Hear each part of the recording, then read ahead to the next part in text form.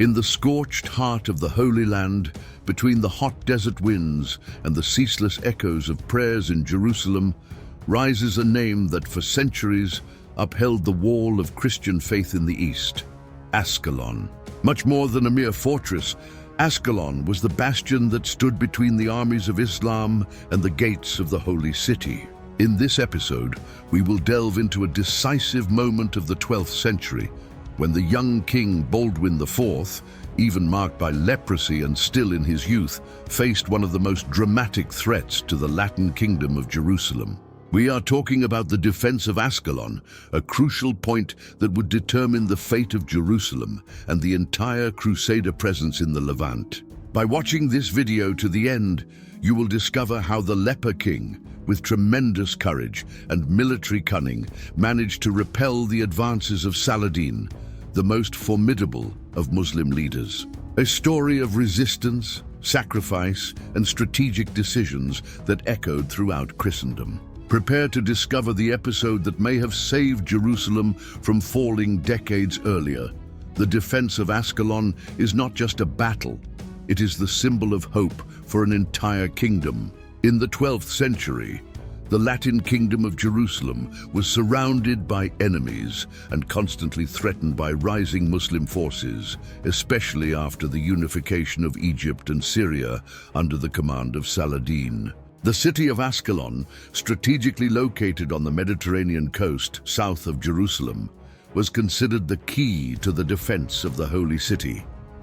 Since its conquest by the Crusaders, Ascalon had become a vital stronghold. To control it meant to control the coastal accesses and prevent invasions coming from Egypt. In this tense and unstable scenario, Baldwin ascends to the throne and finds himself facing one of the greatest threats to his kingdom. In the year 1177, the young Baldwin, newly crowned king of Jerusalem, faced a political and military storm. He was only 16 years old and already suffered the visible effects of leprosy, a disease that not only corroded him physically, but also threatened to undermine his authority among the nobles of the kingdom. Even so, Baldwin refused to be merely a decorative figure.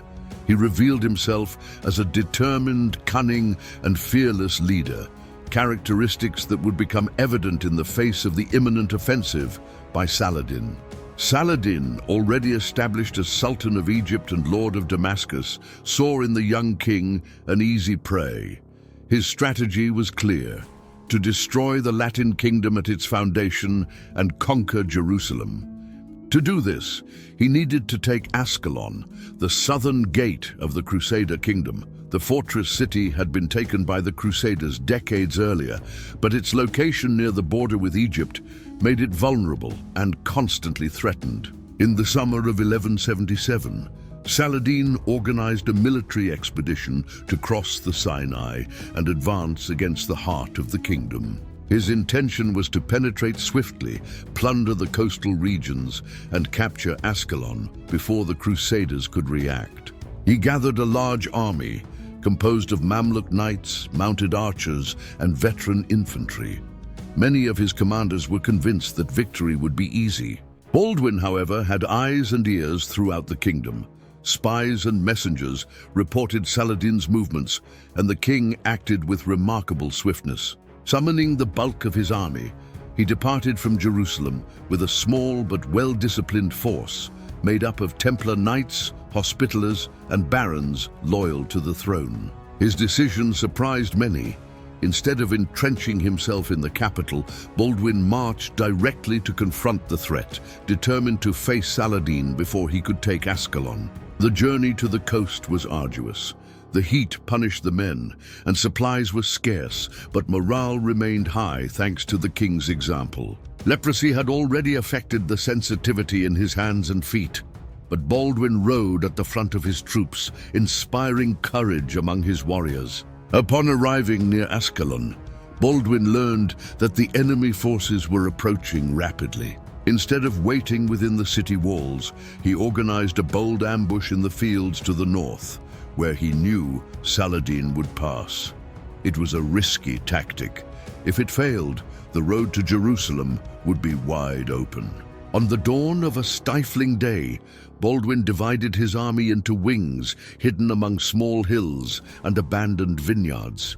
The terrain, carefully chosen, favored surprise. When the scouts reported that Saladin's army was marching without tight formation, confident that it would meet no serious resistance, Baldwin ordered the attack.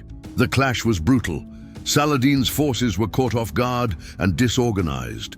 The Frankish heavy cavalry, led by Templar knights, tore through the enemy lines with force. Seeing his army in disarray, Saladin tried to rally his officers and organize a counter-offensive, but the chaos was already widespread.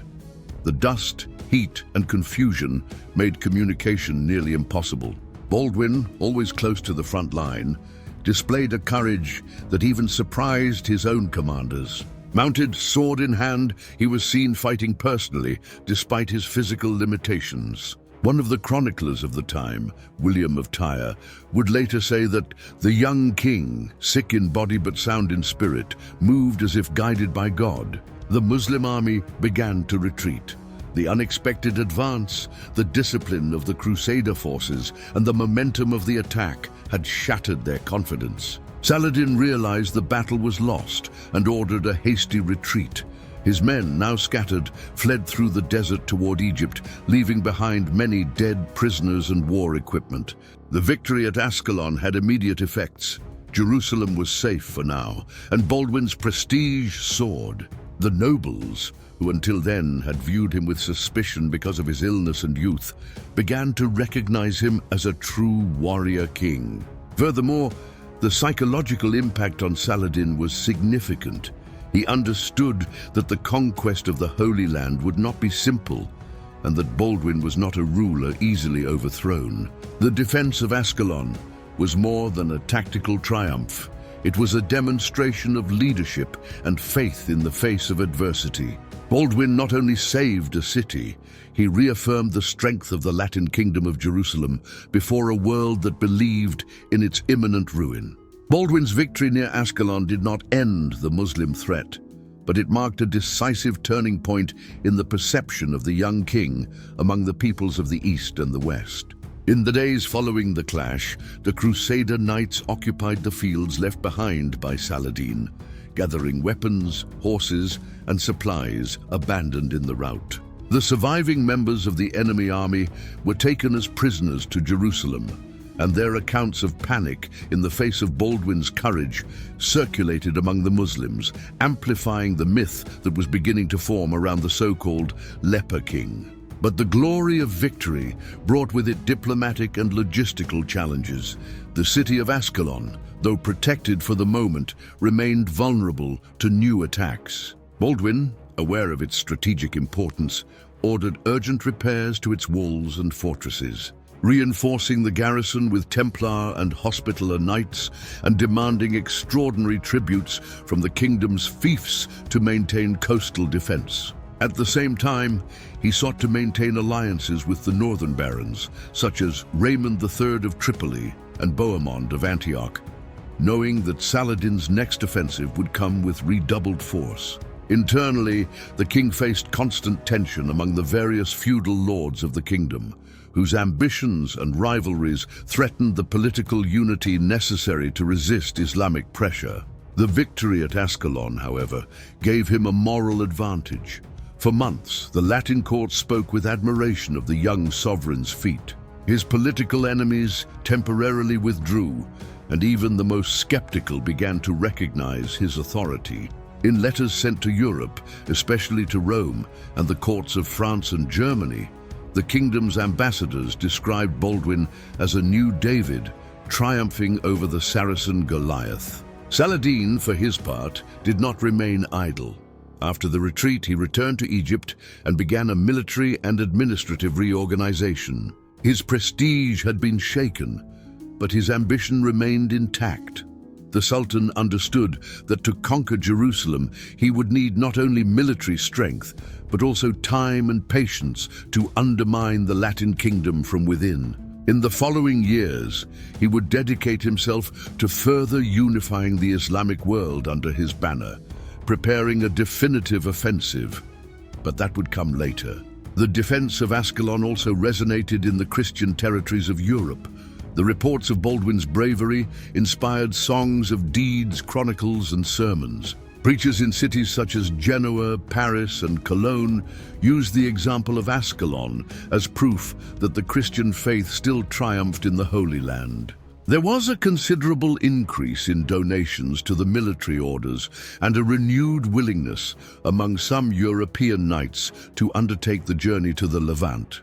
Although no new crusade was immediately launched, the kingdom's support networks were temporarily reinvigorated. For Baldwin, however, the reality of governance was harsher. The leprosy advanced relentlessly. His fingers began to stiffen, the sensitivity in his limbs diminished, and he was frequently struck by bouts of fever. Even so, he insisted on attending meetings of the Haute Cour, the Council of Nobles, and on personally leading defensive expeditions. His body was wasting away, but his mind remained clear and his will unbreakable. The city of Ascalon, now fortified and supplied, became a symbol of Christian resistance. On its walls, Latin monks chanted psalms, knights trained without rest, and pilgrims came to pay homage to the city saved by a miracle. The inhabitants themselves came to revere Baldwin as a sacred hero. Various popular accounts from the time report that in the following years it was common for the sick and lepers to touch the gates of Ascalon in the hope of receiving the cure that, ironically, never came to the king himself. William of Tyre, who closely followed the events and had direct access to the court, would record in his chronicle that no victory was more unexpected nor more just than that of Ascalon. For it came at the hands of a king whose flesh suffered, but whose spirit shone like the dawn over the Sea of Galilee. The victory, however, did not eliminate the constant threat.